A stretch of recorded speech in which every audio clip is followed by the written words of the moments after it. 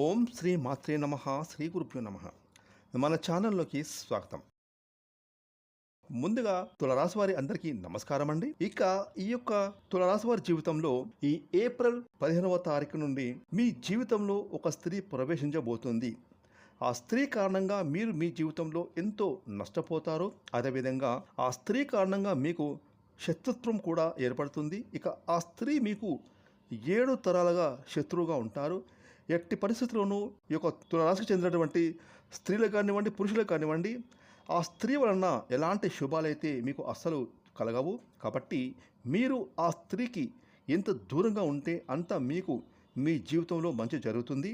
లేదంటే మీరు చాలా నష్టపోవాల్సి సందర్భాలు రావచ్చు. కాబట్టి ఈ యొక్క తులరాశిలో పుట్టినటువంటి స్త్రీలకు లేదా పురుషులకు మేము ప్రత్యేకంగా చెప్పాలనుకుంటున్నది ఏమిటంటే, ఈ స్త్రీకి మీరు ఎంత దూరంగా ఉంటే మీకు అంత మీ జీవితంలో మంచి శుభమే జరుగుతుంది.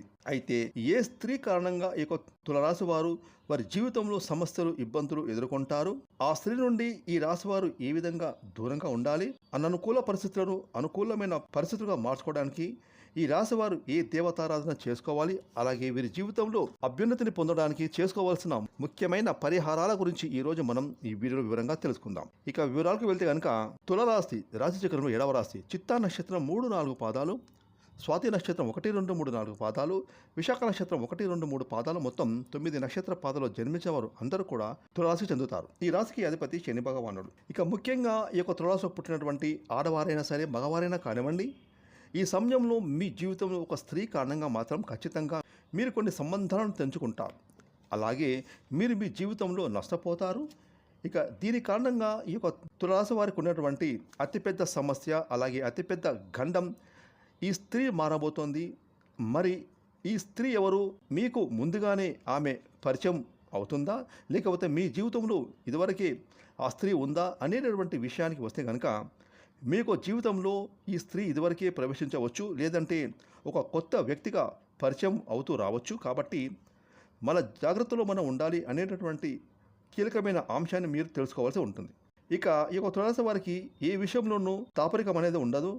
ఈ కారణంగా కూడా మీరు ఎవరికి పడితే వారికి మీకు సంబంధించినటువంటి మీ యొక్క పర్సనల్ విషయాలు వారికి చెప్తూ ఉంటారు.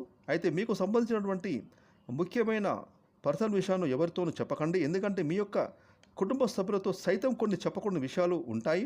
కాబట్టి ఈ రాశి వారు ఎట్టి పరిస్థితుల్లో కూడా తమ యొక్క పర్సనల్ విషయాలను ఎట్టి పరిస్థితుల్లో ఎవరికి చెప్పకండి.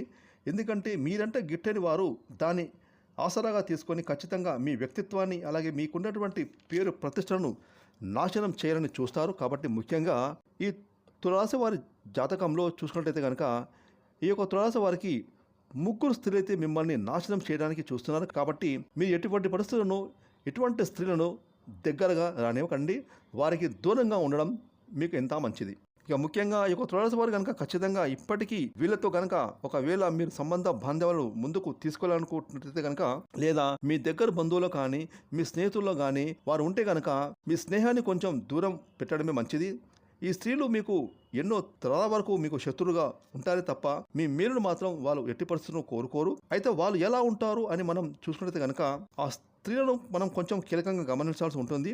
మీరు ఏదైనా ఇబ్బందులో, సమస్యలో ఉంటే వాళ్ళు ఏ విధంగా ప్రవర్తిస్తున్నారు, వారు నవ్వుతూ ఉన్నారా, లేదా నవ్వుతున్నట్టు నటిస్తున్నారా, ఇంకా బాధపడుతున్నారా, లేదా బాధపడుతున్నట్టు నడుస్తున్నారా, ఇలాంటి విషయాలను మీరు పరిగణలోకి తీసుకొని ఈ విధంగా మీరు వాళ్ళను గమనించుకోవాలి. అంటే ఖచ్చితంగా మీ చుట్టూ ఉన్నవారిని మీరు గమనిస్తూ ఉండాలి. అయితే ఎవరితో అయినా స్నేహబంధం చేయవచ్చు, కానీ ఆ స్నేహాన్ని మరీ డీప్గా తీసుకొని వెళ్ళకూడదు. అదేవిధంగా మీకు సంబంధించినటువంటి ముఖ్యమైన రహస్యాలను, పర్సనల్ విషయాలను ఎట్టి పరిస్థితుల్లో వీళ్ళతో మీరు షేర్ చేసుకోకూడదు.